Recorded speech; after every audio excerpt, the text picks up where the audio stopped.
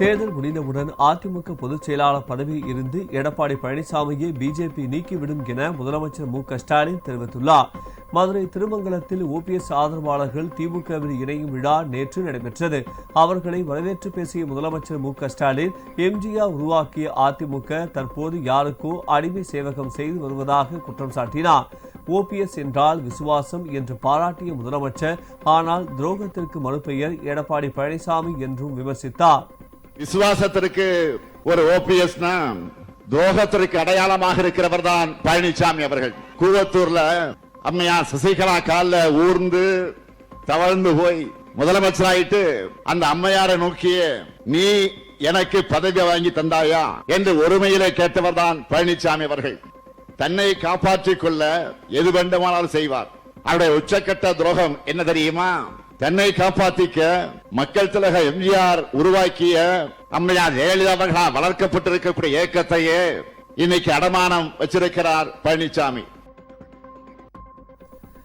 பிஜேபியால் தனக்கு நன்மை கிடைக்கிறது என எடப்பாடி பழனிசாமி நினைக்கிறார். ஆனால் பிஜேபி யாருக்கும் நன்மை செய்யாது என்றும், பீகாரில் நிதிஷ்குமாருக்கு ஏற்பட்ட நிலைமைதான் இபிஎஸ்க்கு வரும் என்றும் ஸ்டாலின் தெரிவித்தார். யாருக்குமே நன்மை செய்யாத பாஜகவா அதிமுகவுக்கு நன்மை செய்ய போகுது? அதிமுகவுடைய ரத்தத்தை தான் உறிஞ்சி எடுக்கும். அதுதான் நடக்க போகுது. 10 முறை முதலமைச்சராக இருந்த மாண்புமிகு நிதிஷ்குமார பாஜக கொண்டாடிச்சு. இன்றைக்கு நிதிஷ்குமார் அவர்களுக்கு ஏற்பட்டிருக்கக்கூடிய கதிதான் நாளைக்கு பழனிசாமி அவர்களுக்கும். அதுக்கு அவர் முதல்ல வெற்றி பெறணும் நீங்க நினைக்கிறது எனக்கு கேட்குது. எனக்கு கிடைச்ச தகவல் படி அதிமுகவில் பழனிசாமி அவர்களுக்கு பதிலாக ஆல்ரெடி வேறு ஒருவரை பொதுச் செயலாளரா பாஜக தேர்ந்தெடுத்து வச்சிருக்கு. பழனிசாமி அவர்களை இந்த தேர்தல் வரைக்கும் தான் பாஜக வச்சிருக்கும். பிறகு அவரையே தூக்கி விடுவாங்க. அதுதான் நடக்க போகுது. முன்னதாக உரையாற்றிய ஓ பன்னீர்செல்வம், இதுவரை தாம் ஏற்றுக்கொண்ட தலைமைக்கு மிகவும் விசுவாசமாகவே இருந்து வந்திருப்பதாகவும், முதலமைச்சர் ஸ்டாலின் தலைமைக்கும் விசுவாசமாகவே இருப்பேன் என்றும் உறுதியளித்தார்.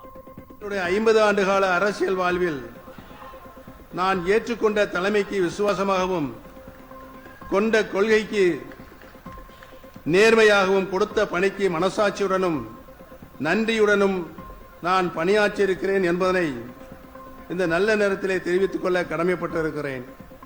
நான் இருந்த இயக்கத்தில் எனக்கென்று ஒரு தனி அணியையோ நான் என்றும் உருவாக்கியதில்லை, உருவாக்க வேண்டுமென நான் என்றுமே எண்ணியதில்லை.